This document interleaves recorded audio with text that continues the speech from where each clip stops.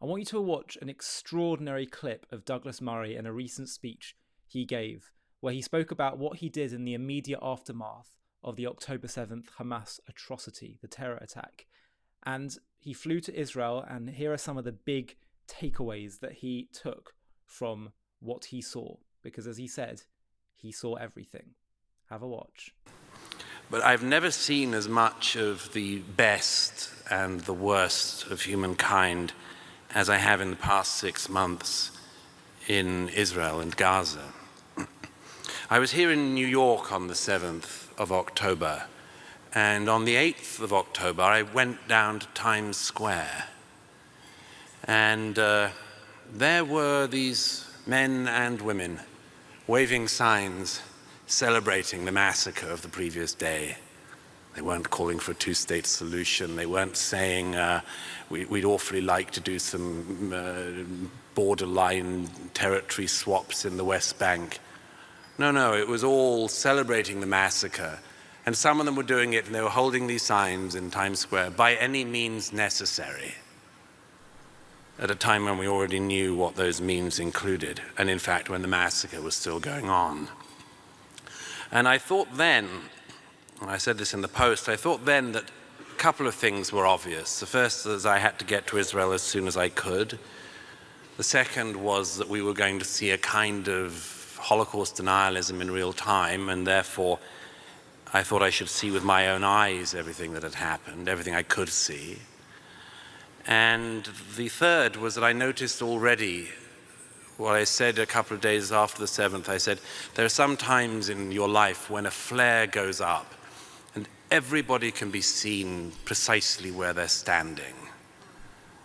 And that seemed to me to be exactly what happened.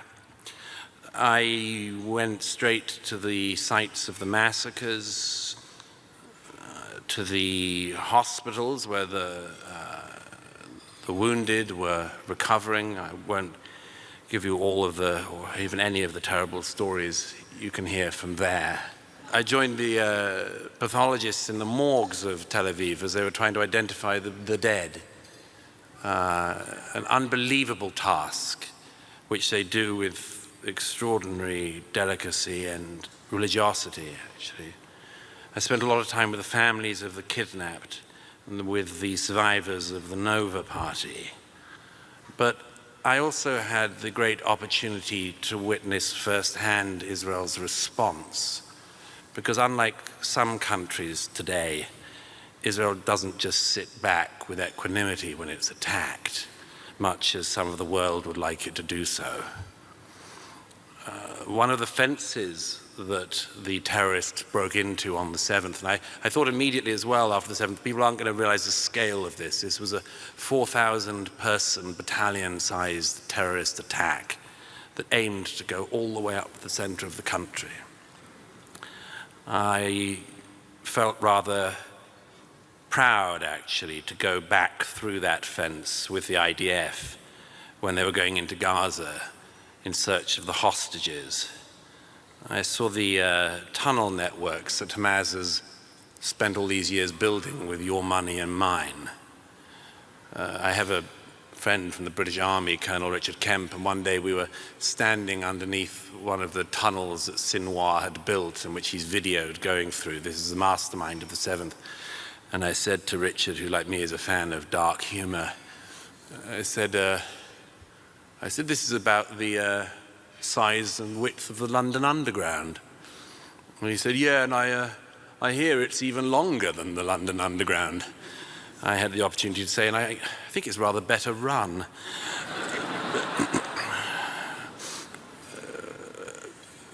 But it was, I suppose I can say, as much as any person could, that I saw it all.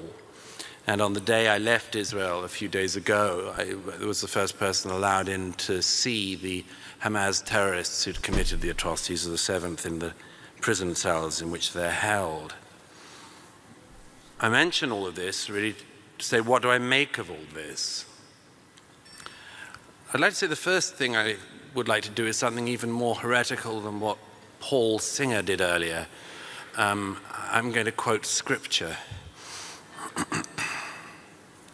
I think often of the line from Deuteronomy when God says, I've set before you life and death, blessing and cursing.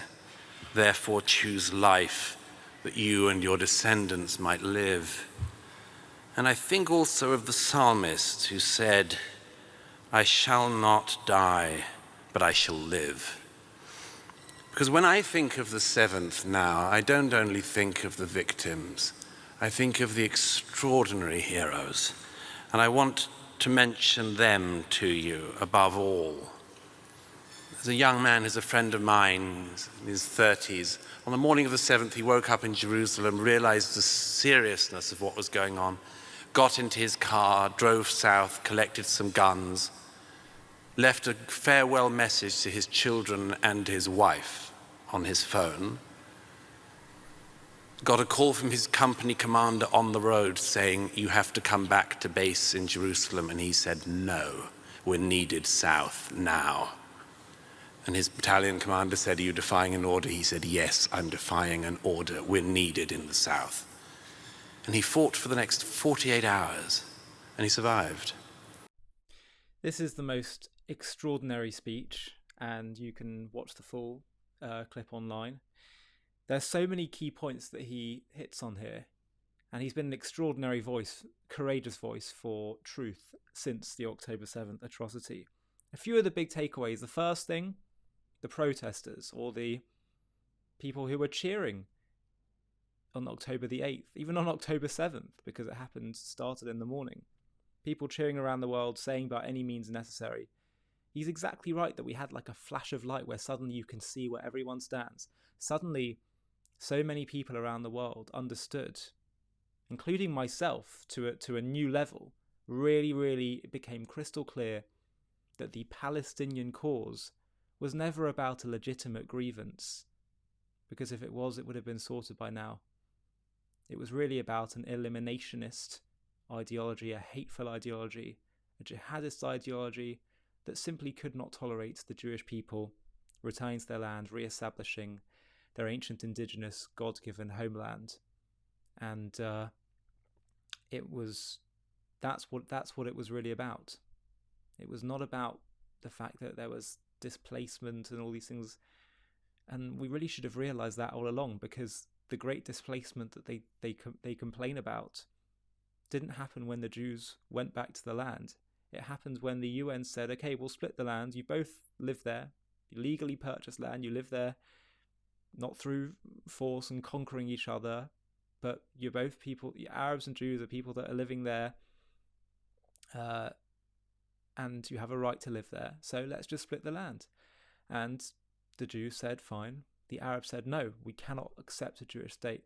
There was no precedent of some Palestinian state or Palestinian identity, and they didn't even want it. They saw themselves as Arabs, would be happy to be part of another Arab state or empire, whatever. Meanwhile, the Jews, of course, had an ancient homeland, sovereign Jewish state there that they'd been forcefully displaced from. But the Jews said yes, and they said no, and that's when the displacement occurred. It occurred because they had an eliminationist, hateful ideology that could not make space for the Jewish people or their homeland. And that's what it's always been about. So when they complain and say, it's the Jews came here and they kicked us all out, that's not what happened. You've tried to kill all of us, the Jews, the Jewish state, and we fought back, and a displacement occurred, largely because the Arabs who were fighting, the other Arab countries, said, leave and you'll come back once we've destroyed the Jews. Don't blame us for that. And so when they say by any means necessary, they prove once again the fact that they can celebrate what Hamas did on October 7th, the raping, mutilation, abusing, hostage taking, burning, beheading of children, of women, of anyone. It's appalling. And they justify it by any means necessary. Thank you for giving us that clarity, showing that this never really was a genuine call for just wanting some self-determination for the Palestinians. The second thing that he touches on is the determination of Hamas. 4,000 terrorists, the evil, the planning. It had been in the works for so many years.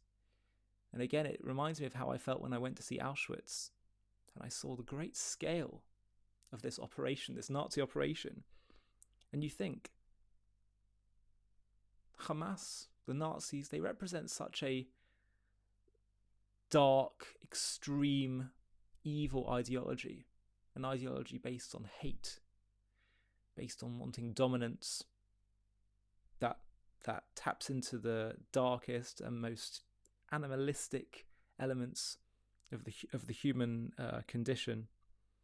And the big takeaway is that if they're targeting the Jews, if that's who they think is their number one enemy, we should take that as such a great compliment. Darkness hates light. The fact that Israel and the Jewish people were their number one target and they create so much hatred in these people shows that perhaps they see a light in us that we never saw in ourselves. And that leads me to the next thing, which is that Douglas saw that great light that we never saw in ourselves, perhaps, and certainly in this generation prior to October 7th, suddenly has been revealed. The ordinary day-to-day heroes throughout Israel who risked their lives, who have put everything on the line to protect their families and their people.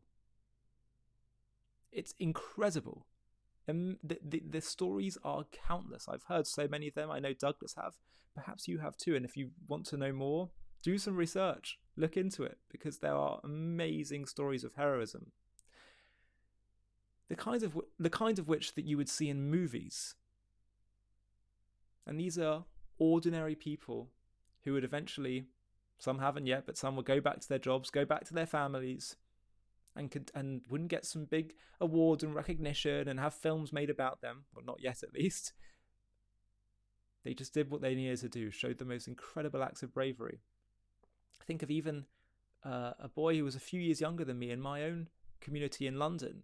He made Aliyah, moved to Israel, served in the army, was killing terrorists, going into the kibbutz, and he decided, we're all going to go there, we're all going to fight on the front lines, even though they didn't necessarily need to, or that wasn't their station and where they were positioned. The amount of people that just said, we're going to go for it, we have to protect our people. The light that was revealed was astonishing, and Douglas saw it. And the last thing that he says about choosing life, remarkable by the way, given that Douglas Murray is, I don't know if he still would be, but previously he's been a self-described atheist. He has a huge amount of respect for the Bible and the Judeo-Christian tradition and its importance in building the West. We've clearly lost a bit of it today or forgotten about it, but he certainly appreciates that. He's not like one of those militant atheists that's hostile to everything to do with religion. But let's just dig a bit deeper, because it's remarkable to see him invoke Deuteronomy and that phrase, choose life. But let's think about what it really means. What does it mean to choose life? What, I'm just going to keep breathing? I'm not commit suicide? Is that what choosing life is? It goes deeper than that, and it really touches on the essence of Israel and the Jewish people. Because we are the people who choose life, who says l'chaim, to life. What does it mean, really? Well, that quote in Deuteronomy that Douglas was invoking is when Moses is standing in front of all the Jewish people. They're about to enter the land, and he's not going to go with them. And he gives them the final pep talk before they begin their mission as a nation of Israel, to be the voice of God to the world. And he says to them, let me tell you about what's going to happen. You're going to go to the land, you're going to establish a state there, you're going to build a temple, but soon afterwards you're going to end up scattered all over the world, because you've got a mission to spread godliness to all four corners of the world. But as you do that, as you are displaced from the land, you are going to have a really dark and difficult time.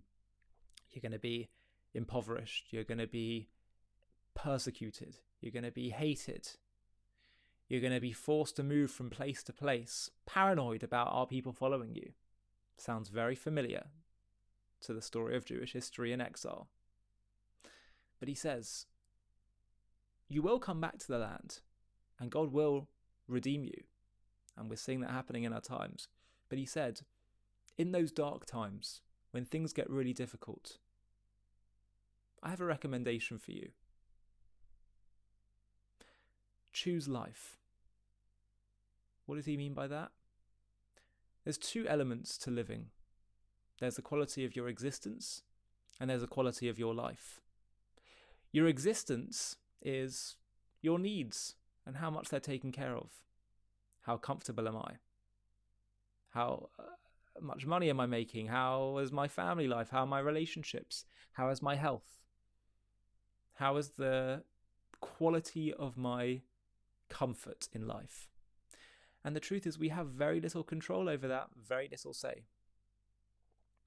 And the quality of the Jews' existence in exile is going to be pretty rubbish at times. Not so great. But there's something else. Another component to our life. There's our existence, but there's also our life. What is our life? Our life is, what is the contribution that my existence makes to the world around me? Okay, I can't have much say over my existence. That's up to God. But my life, I'm in full control of. What am I going to do? What am I going to contribute in the situations that I find myself in to the world around me? What am I going to do to make this world better? With the talents I've got, the skills I've got, with the people that I'm around, how can I be of service to them? How can I be of service to the world? How can I focus on giving? Not focusing on my own needs, which are fleeting and change the whole time and will be gone tomorrow, but instead ask what's needed of me. That's life. That's living. Where you don't get so caught up in your existence and instead you focus on living. So that was Moses' advice. He said you're going to have a really difficult existence because it's not easy being God's chosen people.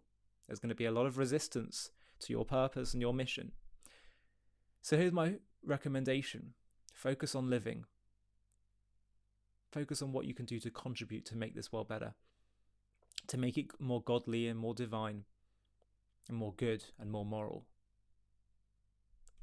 And I can't really see how the Jewish people could have done a better job of that throughout our remarkable, miraculous and painful history. And we see this again happening in Israel today, where Israel is surrounded, literally surrounded by people that want to destroy her. And yet she has produced this incredible, incredible story of a nation that rebuilt itself after the worst genocide in human history. It's what really created the term genocide, the Holocaust. And let's also not forget the nearly 1 million Jews expelled and persecuted in Arab lands that moved to Israel as well. It's not just the European Jews that came to Israel, and that's a myth, and that's basically just a trope that tries to undermine Israel and sever our connection from our indigenous homeland. But the point is that Israel is this amazing, modern, breathing example, illustration of the Jewish people who choose life and our reaction post-October 7th. And to me, the hatred that the Jewish people face, that I find totally irrational and you can't explain without a spiritual component, but also our response and our ability to not just survive but thrive and continue to contribute and make this world better despite all the odds stacked against us, despite, as Mark Twain said, having our hands tied behind our backs for most of our history. To me, this points towards a spiritual destiny, and it's interesting that Douglas quoted Psalms, Tehillim, that says, "I shall not die, but I shall live." He missed out the last part, which says, "and declare the word of the Lord." The Jewish people's ability to seize life, to live and thrive and not just that, but teach the world and elevate it despite all the odds stacked against us, to me, is a revelation of the work of the Lord. I'm Ollie Annisfeld and you're watching JTV. Hi, thank you so much for watching. To watch another one, click here. To stay up to date with all our content, click here to subscribe. And if you're able to, you can help support JTV to grow and grow by clicking join below this video, where you can become a member and get perks including early access to videos and private live discussions with me. But most of all, you'll be partnering with us on our mission to change the world.